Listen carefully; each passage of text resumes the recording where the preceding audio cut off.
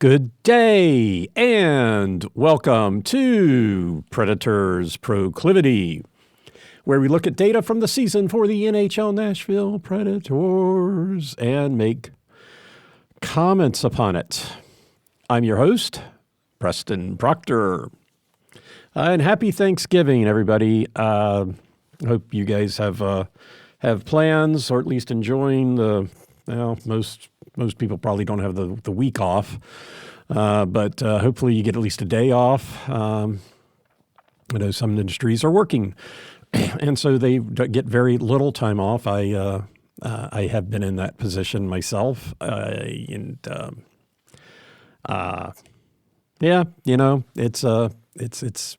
it's good to earn money. It's good to have a job. So maybe not the best time to have a job where you're working in retail or restaurants or whatever, the grocery, trucking, lots of things don't stop because the holiday comes around. And it kind of sucks if you're in one of those jobs and you'd rather not. But the rest of us appreciate you being on the job and available because that helps us enjoy our time off. Hopefully, when you get your time off, there are people who help you enjoy your time as well. That's kind of long. Anyway, this is going to be a Thanksgiving wrap-up show since the Preds play tomorrow night, Wednesday night, and Friday afternoon, and then Saturday. But 2 games at home, Wednesday and Friday, and then they go on the road on Saturday. Saturday's game, I'm hoping that I can get a podcast put together for that. Family in town starting this afternoon, which is why I'm doing the podcast today. Don't know what the schedule is because it's, I would say if my family were coming in town, I wouldn't know what the schedule was either, but I might have a clue. But it's my wife's family's in town, and everything kind of, as far as I know it, things get decided at the last minute. So I have no idea. Tomorrow, I know what we're doing tomorrow, and I've got a rough idea about Thursday. And after that, it's all phew. And probably nobody does have plans and we'll all figure it out at the same time. But I don't work well that way. I guess I've got to admit it. I'm detail oriented, and a lot of uncertainty doesn't appeal to me. I guess that's not really a surprise given that looking at all this data is fascinating to me, that not knowing the details and not having a plan gives me consternation, especially when it comes to food. I guess a little long-winded Thanksgiving, but Thanksgiving talking about food. One very distinct difference between my family and my wife's family is that my family orients around food. She always laughs that when I talk to my family, we always discuss what we had for our last meal, what we're going to have for our next meal, and any upcoming meals that we're looking forward to. Her family never talks about food, and as far as I know, barely makes plans to eat. I don't know how they get through the day. Yeah, you would have thought that my sister-in-law, having 3 boys, would have come around to the fact, not to get into the whole the gender-specific issues, but boys tend to eat more than girls, especially during the teenage years. So, but anyway, hey, what do you know? Happy Thanksgiving. This is not Preston's Eating Habits podcast. I got to find what would be a P word for food, culinary, some culinary term. Anyway, happy Thanksgiving. Long-winded. Didn't mean to be long-winded, trying to get through this podcast quick. Of course, the quicker I need to go, the longer I talk. Anyway, so 2 games coming up. One game on Wednesday. Wednesday night, the Predators will be home to take on the Philadelphia Flyers. The Flyers are 9-10-3, 4-4-2 on the road. They are sixth in the Metropolitan Division with 21 points. They lost in a shootout last night, so they popped up a spot. They were in seventh, and now they are in sixth with 21 points. They are tied with the Islanders, but regulation wins breaks the tie. Islanders have 5, and Philadelphia has 4. I guess a side note. I think Philadelphia has some of the ugliest uniforms in the NHL. I happen to have one. Bought it through a charity auction. Didn't know what you were getting, and I have it. I'm not even sure the player Rathja. Don't know how to pronounce that. But anyway, gosh, their jerseys have to be like the ugliest in the NHL.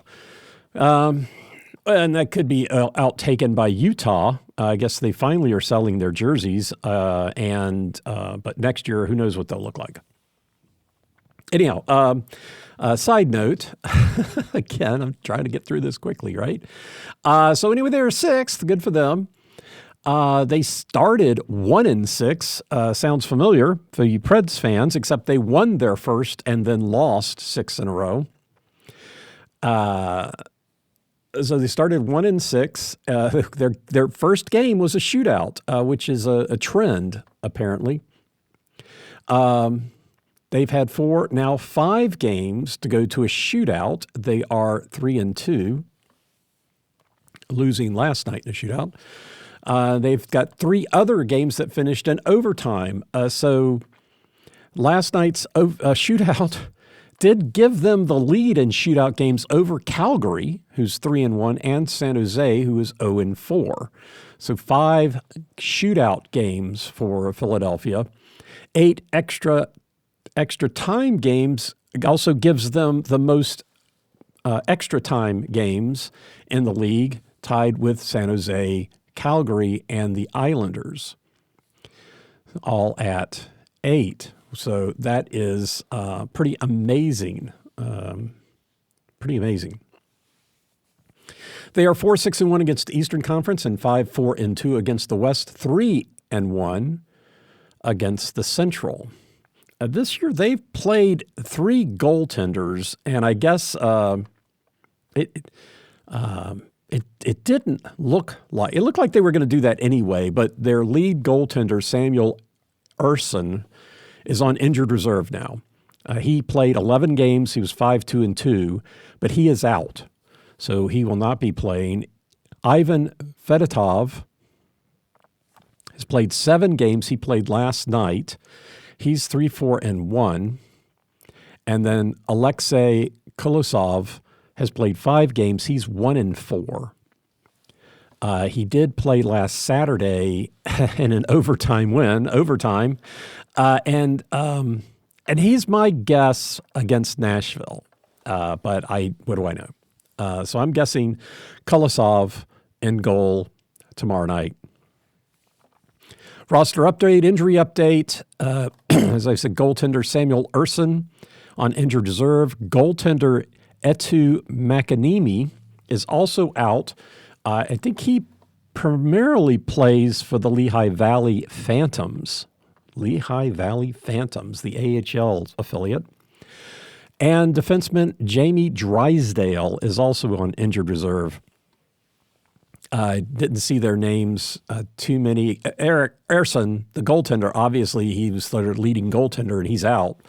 But the other 2, didn't see them in the stats, so I don't know that them being out is going to be that big of a deal. Transactions, they have activated defenseman Cameron York from injured reserve, and they recalled defenseman Helga Grans from the Lehigh Valley Phantoms. The Phantoms. Oof.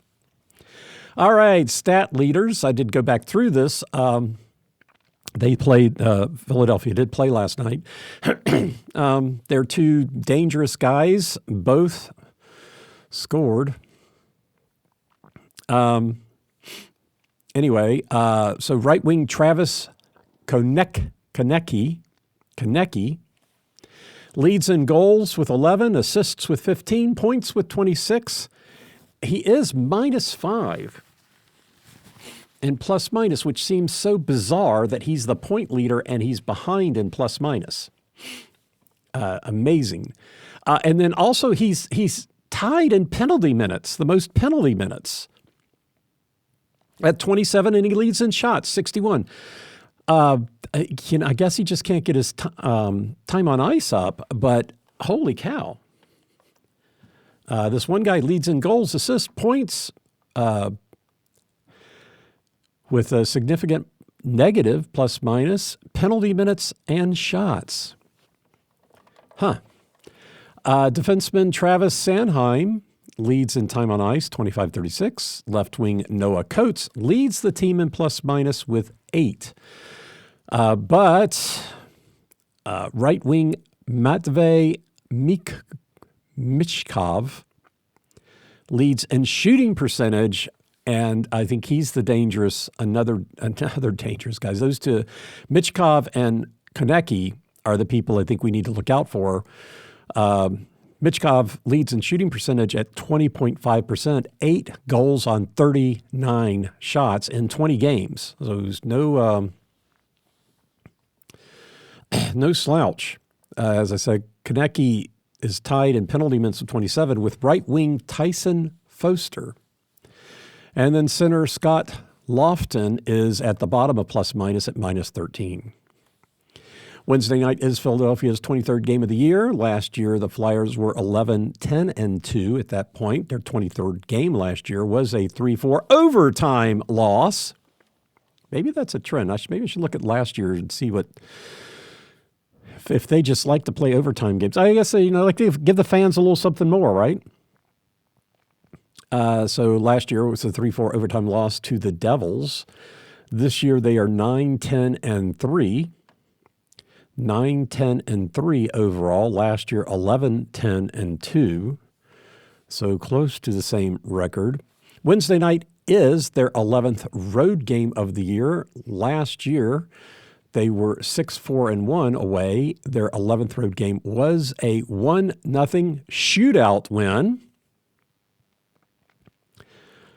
I didn't really pick up on this, but all of a sudden, I'm like, I wonder what they did last year in extra time. So the 1-0 shootout win at the Islanders, and this year they're 4-4-2 on the road. So a little behind last year, but they're close. Their record this year and last year roughly the same. Wednesday night's game is a 1-game road trip. Then their next 8 games alternate road and home. Nashville, then the Rangers, St. Louis. So they're at Nashville, home for the Rangers, in St. Louis, home for Florida, in Boston, home for Utah, in Colorado, and then home for Detroit. It just seems a little weird. And they did lose their last game to the Knights 5-0 or 4-5 in a shutout.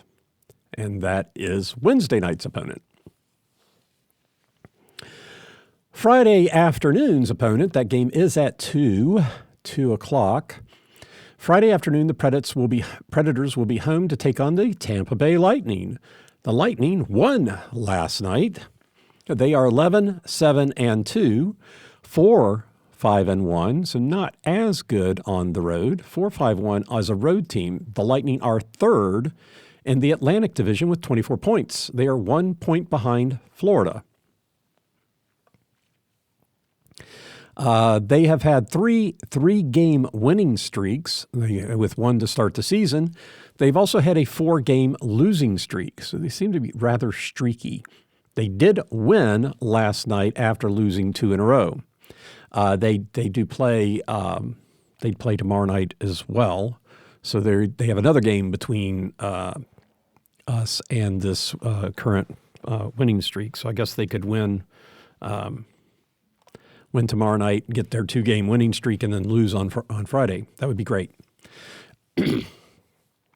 They are 5-5-2 against the Eastern Conference and 6-5-0 in. That doesn't add up. That doesn't add up. That doesn't add up at all. Come on. There we go.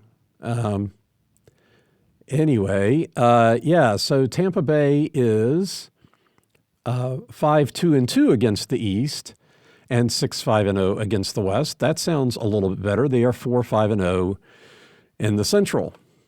There, those numbers add up.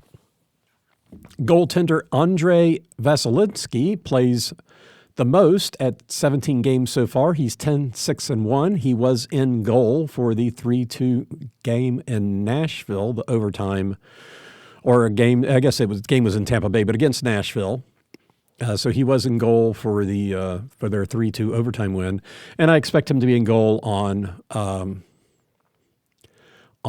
Friday. On Friday, because Tampa Bay plays us, and then they play Washington Wednesday night. They play Friday, and then Saturday they're home versus Toronto.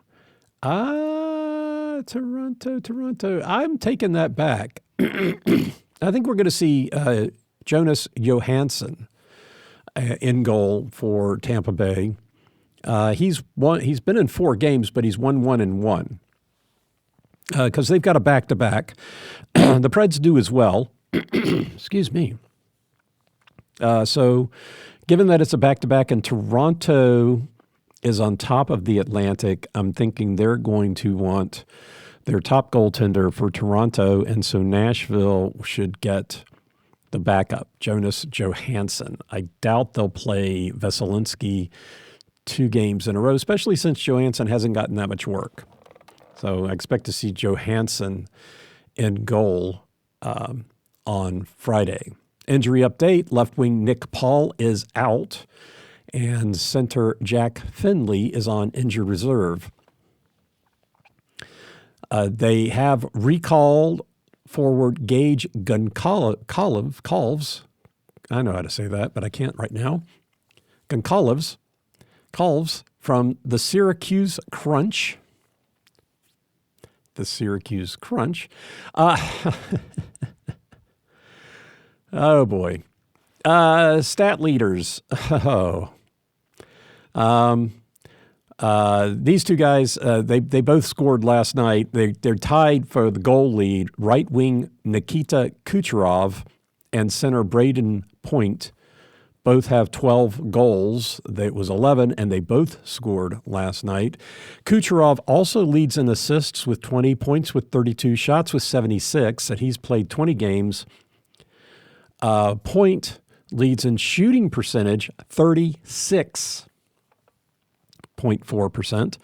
12 goals on 33 shots, only 16 games. So hasn't played in all the games, 36% in shooting. That is center Braden Point. Defenseman Victor Hedman leads in time on ice, 23-37. Center Anthony Cirelli, defenseman ex-Pred Ryan McDonough lead the team in plus-minus at 11. Center Michael Isamont, no, that's wrong, but I'm going with it, leads the team in penalty minutes at 24. And right wing Cam Atkinson is at the bottom in plus and minus at -6. Friday afternoon is Tampa Bay's 22nd game of the year. They play versus Washington on Wednesday. Last year, the Tampa Bay Lightning were 10-7-5. Their 22nd game last season was a 1-4 loss at Colorado. This year, they are 11-7-2. So last year, 10-7-5. This year, 11-7-2. Again, rather close. Excuse me. Friday afternoon is the 11th game on the road for them. Last year, they were 4-5-2 in 11 games. Their 11th road game was the aforementioned loss at Colorado. And this year, 4-5-1 away. So if the game on Friday is an overtime loss for them, they will have exactly the same record as last year. All right, so Friday afternoon game is a one-game road trip for them as well, but the front end of a back-to-back. Next up, they go home for 2, Saturday versus Toronto, and then Thursday, San Jose. They did win last night versus Colorado 8-2, and they play Washington tomorrow. The Nashville Predators. The Predators are now, after last night's loss, 7-12-3. But it was on the road, so they are 5-6-0 at home. Almost 500 at home. Maybe after this 2-game stand, they'll have a winning record at home. The Preds are 7th in the Central Division with 17 points. They are 1 point ahead of Chicago. Chicago and Montreal are the league basement, 16 points. Getting a little musty, if you ask me. The Preds are 2-5-1 against the Eastern Conference, 5-7-2 versus the West. Against the Atlantic, they're 1-3-1, and the Metropolitan, 1-2. And the Atlantic, Tampa Bay is in the Atlantic, 1-3-1 against the Atlantic. Philadelphia in the Metropolitan, 1-2-0 on the Metropolitan. Wednesday and Friday are the 2 games of the 2-game homestand, and they are the 23rd and 24th games of the year.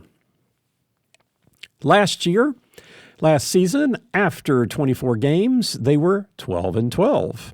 After 22, they were 11-11. So the 23rd game was a 3-4 loss to the Rangers, and the 24th game was a 2-1 win in Buffalo. Last year they were 12-12. This year 7-12-3. 2 games coming up. Wednesday and Friday are the Preds' 12th and 13th home games. Last season they were 8-5 in 13 home games. Their 12th game was a 3-2 overtime win versus Pittsburgh, and the 13th game was a 1-6 loss to Minnesota. Jeez, they play in Minneapolis. I'm pretty sure. Actually, I'm not sure. I would bet. This season, they're 5-6. So last year, they were 8-5 after 13. They're currently 5-6 with 2 games to get to 13. Injury update. Defenseman Jeremy Lauzon is now day-to-day. That was must have been from last night's game. And right wing Michael McCarron, who I had listed as day-to-day, is now out. So McCarron is out and Lauzon is day-to-day. And transactions. The Preds traded center Philip Tomasino to Pittsburgh. For the Rangers' 2027 fourth-round draft pick. Well, it's nice of the Rangers to give Pittsburgh a draft pick to get a player. But anyway, that's how it was listed. So, okay, fine. The Preds get a fourth-round 2027. So this is 2024. The next draft is 2025. So that 2025 is next year, then 26. So 3 years from now, a fourth-round pick 3 years from now for Philip Tomasino. All right, whatever. And defenseman Adam Wilsby, probably because LaRue is playing so well, and they've been having issues with that position. So I guess you got to do something. You can't keep that many people on your roster. Becomes the issue. Didn't see anything about a cap hit, but I'm sure probably not as much as like who was it they traded that had a big cap hit. But anyway. Defenseman Adam Wilsby, I'm not sure if he's just hanging out in the airports these days because he's been reassigned to Milwaukee. So on the 23rd, he was reassigned to Milwaukee. On the 22nd, he was recalled, and on the 20th, he was reassigned. So in the span of, I guess, 4 days, he's had 3 transactions. So I'm curious if he ever left anywhere. Or what? But they've been at least moving his his electronic residence from one team to another. All right, stat leaders, for what it's worth. Left wing Philip Forsberg leads the team in goals with 9. He's tied in points with 17, and he leads in shots in 78. Defenseman Roman Josi leads the team in assists, 13, is tied in points at 17. He's second in shots with 75, and leads in time on ice in 25-32. Center Gustav Nyquist leads the team in shooting percentage, 26.1. 6 goals on 23 shots in 22 games. He's had 1 shot in the last 2 games and hasn't scored. I guess, Josi took the empty netter the other night. Otherwise, he's got, of his 6 goals, 3 are empty nets. Forsberg has 1. Josi has 1. Evangelista has 1. Evangelista, right wing Luke Evangelista, leads the team in plus minus at 1. Speaking of 1. Tomasino still is, you think he's second, 0, even though he didn't play for them. And Steven Stamkos, center Steven Stamkos, is the bottom at minus 15. Right wing Michael McCarron, it leads the team in penalty minutes, even though he hasn't been playing, but leads the team in penalty minutes with 30. The Preds play these 2 games at home, then they go back on the road for 4. Saturday, Minnesota, Wednesday, Toronto, Thursday, Montreal, and then Saturday in Ottawa. And so Friday's game is the start of a back-to-back, just like it will be for Tampa Bay. So, at least, I mean, from that standpoint, at least that part is a little fair. Minnesota, where's Minnesota? They're second in the Central. They have 30 points. They're 13-4-4. Ooh, so you've got Tampa Bay.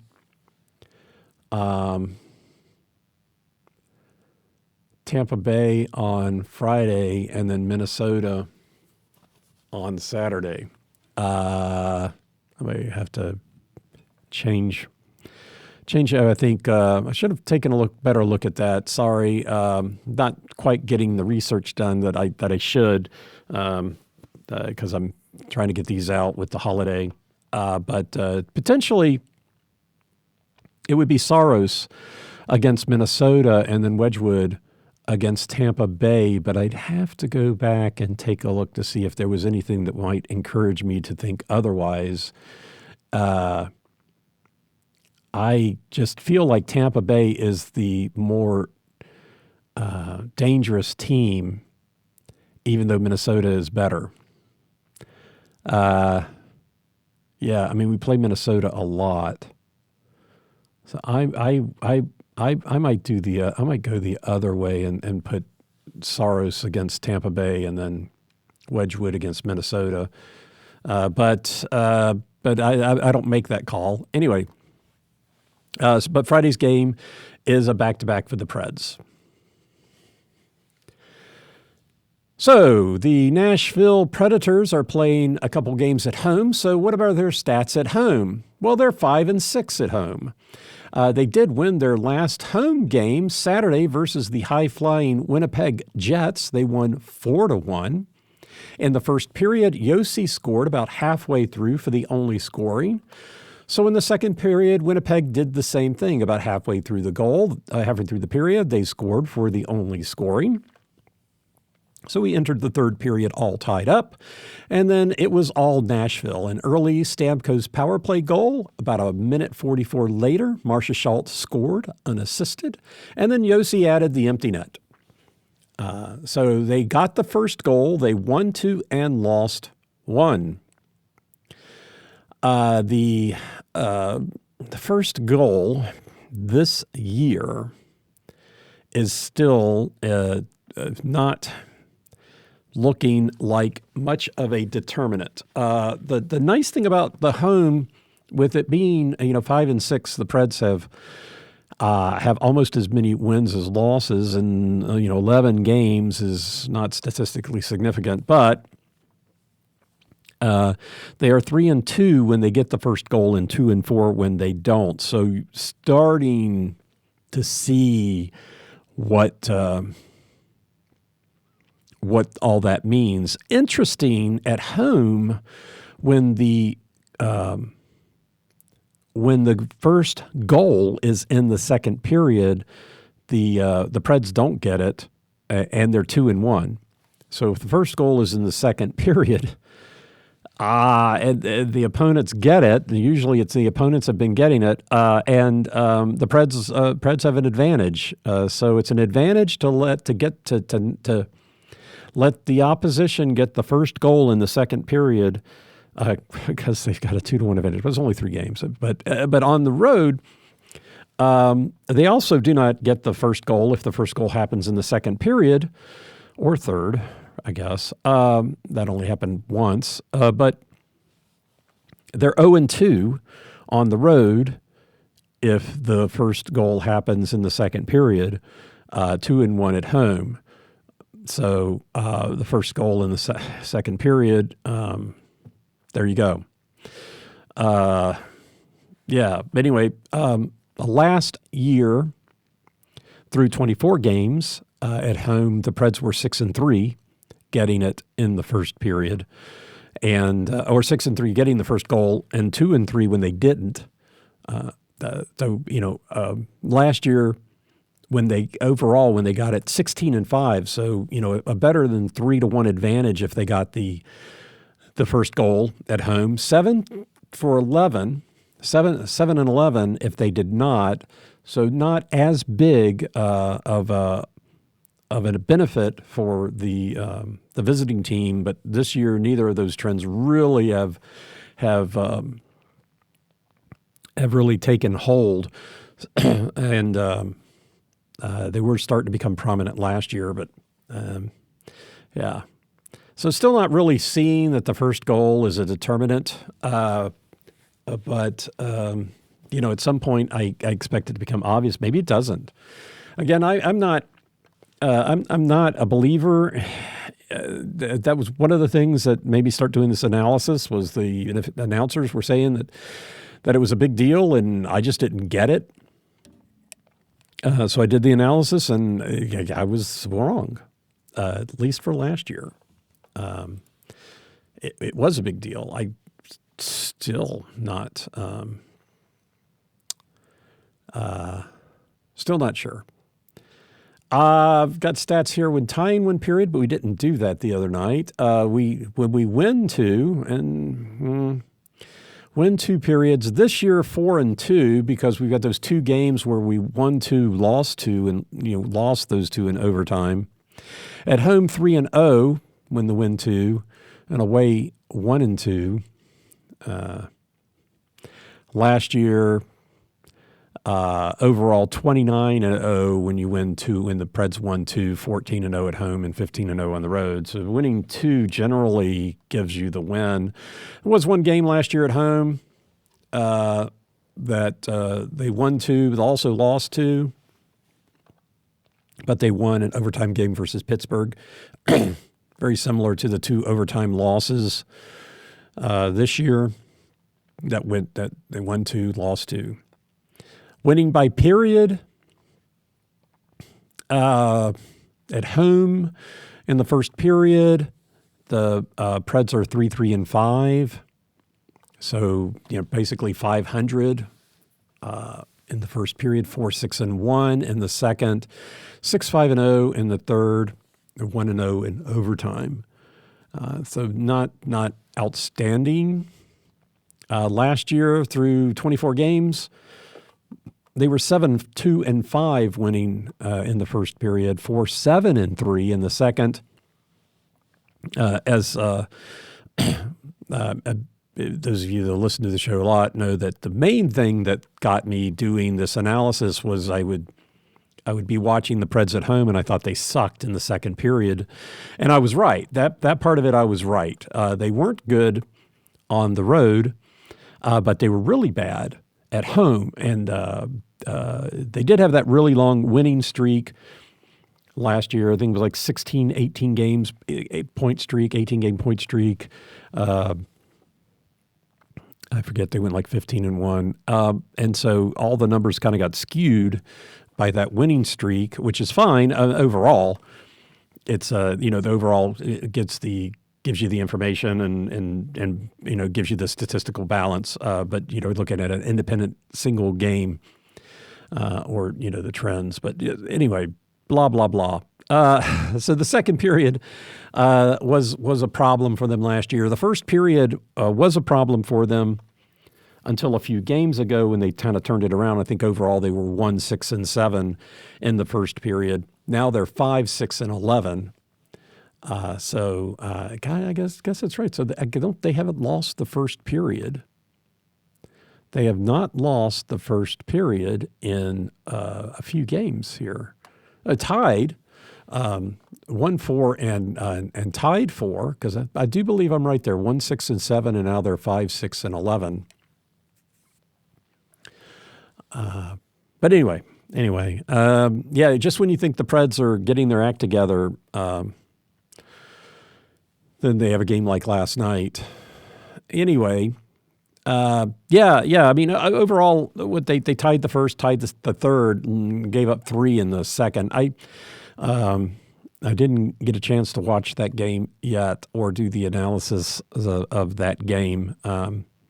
Just kind of watched it on my phone, the numbers, and Anyway, the winning goal this year at home, the percentages are 36, 18, 26, and 9. So 36% of the time, the winning goal is being scored in the first period. When it's the Preds, 40% of the time, it's the first, 40 in the third. And then for the opposition, it's 33% through the first 3 periods. But right now, the winning goal being scored in the first period is the overwhelming trend, as it is on the road at 45%, 27 and 27. None of that sounds right, but that's 0. That's right. I missed the leading 0 on the road. 0%. The winning goal scored in the first period. So that's similar to the opponents last year. Last year, the home team was getting the goal in the second period. The opponents, when the Preds travel, it was 65% of the time. When they won, they would get the winning goal in the second period. When the Preds were home, 39% of the time, they would get the winning goal in the second period. And then the away team was getting it about 44% for opponents in Nashville and 42% for the Preds on the road. So that was last year's trend. Kind of an interesting way to look at that. Goal scoring. The big delta is the second period. The Preds are being outscored 17-27 in the second. The first period is 14-16. At home, it's really close. The Preds actually leading in the first period 9-8, losing in the second period 8-15, and the third period even at 14 each. So the second period, they're definitely being outscored here at home, overall being outscored 9-15 on the road. So there you go.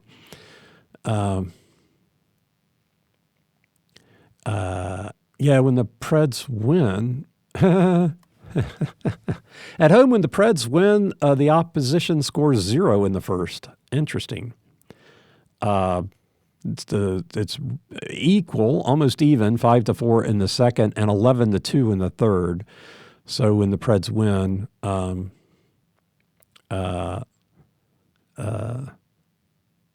they're definitely outscoring. But they do have, at home, they have 5 empty net goals. So 11-2 kind of roll that back to 6-2, which is still significant. Third period, taking out empty net goals. At home, so taking out empty net goals, normalizing the goal scoring, it's pretty even between the Preds and the opposition. The opposition is outscoring them 2.6 to 2.5, but in general, it's pretty even.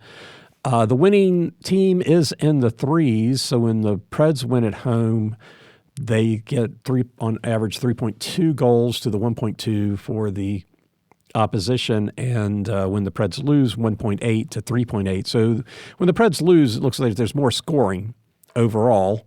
But again, that's taking out the empty net goals. The empty net goals for the team that is winning. That does not take out the empty net goals for the teams that go 6-on-5. The Preds have one of those, and I think Colorado has the other. Still count those. At some point, I want to take a look at that. It's not, pulling your goaltender doesn't seem to be paying off for either the Preds or the other team, the opposition this year. At some point, somebody's going to get, they're going to be down one, they're going to get empty net, it's going to be tied. And so I'm tracking that as well, goals after an empty net, but that hasn't happened yet. And so how do you track something that hasn't happened? I am ready to track something once it starts happening, if it happens.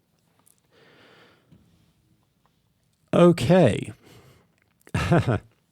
Special teams, the Preds have had more power play opportunities at home, 38 to 36, so it's close to even. More goals, 10-3, and the opponents have 2 just after goals and 2 just after shorthanded. The Preds have 1 just after goal. So the just after goal, that's just a stat I'm tracking. If you score a goal within a minute of being shorthanded, then you get a just after shorthanded. If you score a goal within a minute of being on a power play, you get a just after goal. I guess it ought to be called just after power play, but I don't qualify that. So there you go. So the Preds have gotten 1 just after, and the opponents have gotten 2. So so adding those into power play goals, it would be 11-5. But definitely the Preds are more effective on the power play than their opponents so far. Okay, the Thanksgiving matchups. Wednesday night's matchup is the first game versus the Flyers, and the only one in Philadelphia. They'll play in Nashville in March. Last season, Nashville won both games, 3-2 in overtime in Nashville and 4-2 in Philadelphia. Another overtime game for Philadelphia. The home team got the first goal and won the first period in all those games. The Flyers got 1 goal in both second periods. Nashville got 1 in Nashville and 2 in Philadelphia in the second. But Nashville did wind up winning both games. Just interesting. The home team wins the first goal, wins the first period in both of those games. We'll see how that works out this year. Statistics. Both teams are over 500% or 50% in faceoff wins. Philadelphia has a goal differential of -13. Nashville is -15, so that's close. But the order of magnitude is different. Philadelphia has scored 60 and given up 73. Nashville has scored 50 and given up 65. So definitely more scoring going on in the Philadelphia games than the Nashville games. Philadelphia is 8th in goal scoring in the third period with 25, tied with Tampa Bay, by the way. So both teams that we are facing over this Thanksgiving break are 8th in goal scoring in the third period.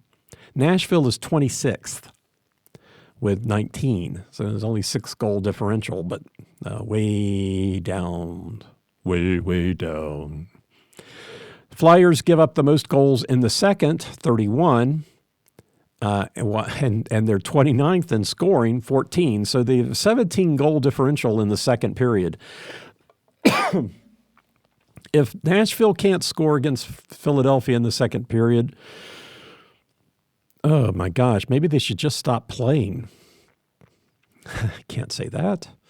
They can't do that. But yeah, so Nashville is 9th in goals against in the second period with 24 and 26th in scoring at 17 in the second period. So they have a goal differential of 7 in the second period, this overall. Philadelphia is on a 1-game road trip. Their next 8 games alternate road and home. They did lose their last game in a shootout to the Knights 4-5, and they are 5-3-2 in their last 10. The Preds are home for 2. They lost their last game 2-5, and they're 3-5-2 in the last 10. Philadelphia 5-3-2, Preds 3-5-2. Expect to see Saros in goal for the Preds and Kosalov for the Flyers. The Flyers' most active player is going to be right wing Travis Konecny, number 11, and their most dangerous player, right wing Matvey Michkov. I said it earlier. Mikov, 29. So 11 and 29.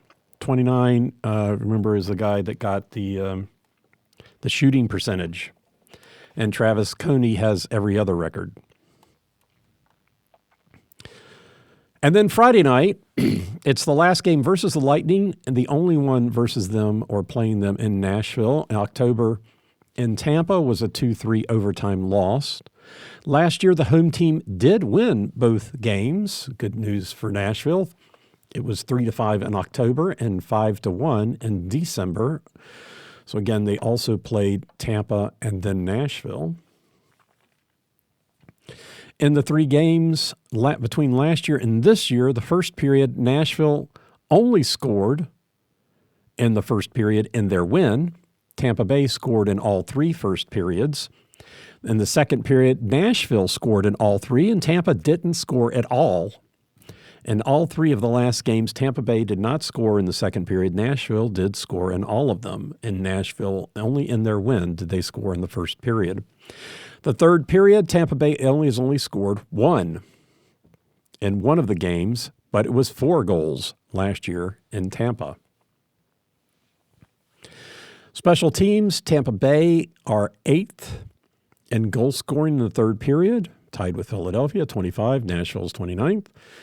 The Tampa Bay is 7th in goal scoring in the first period with 21. Nashville is 28th with 13. Tampa Bay is second. Tampa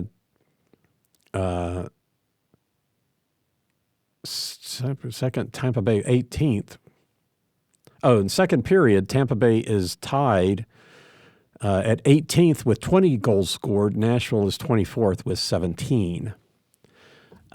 Need to be a little more obvious in what I'm writing down here. So basically Tampa Bay is scoring more. Looks like you really have to look out for them in the first and third period. As I said, in the second period against Nashville in the 2 games last year and this year, Tampa Bay hasn't scored. So interesting. Tampa Bay's Friday game is a 1-game road trip with the front end of a back-to-back. Next up, they go home for 2. Saturday, Toronto. Thursday, San Jose. They did win their last game Monday, 8-2. They will play versus Washington in Tampa on Wednesday, and they are 4-5-1 in their last 10. The Preds have these 2 home games, lost their last one, and they're 3-5-2. So Tampa Bay is 4-5-1 in the last 10, and Nashville 3-5-2. And I changed. I still think Saros in goal for the Preds, but I really think the backup for Tampa Bay. I really think the backup for Tampa Bay will be in goal. So I think it's going to be Johansson in goal and Saros on Friday I think that's really who we're going to see. Again, the dangerous players, the most active player for the Lightning is right wing Nikita Kucherov, number 86, and their most dangerous player, center Braden Point, number 21. So that's 86 and 21 to be watching out for. And that's your weekend, your Thanksgiving wrap up. 2 games, neither are going to be easy. Philadelphia Wednesday and Tampa Bay on Friday here in Nashville. Thanks for listening. I'm Preston Proctor, and you've been listening to Predators Proclivity.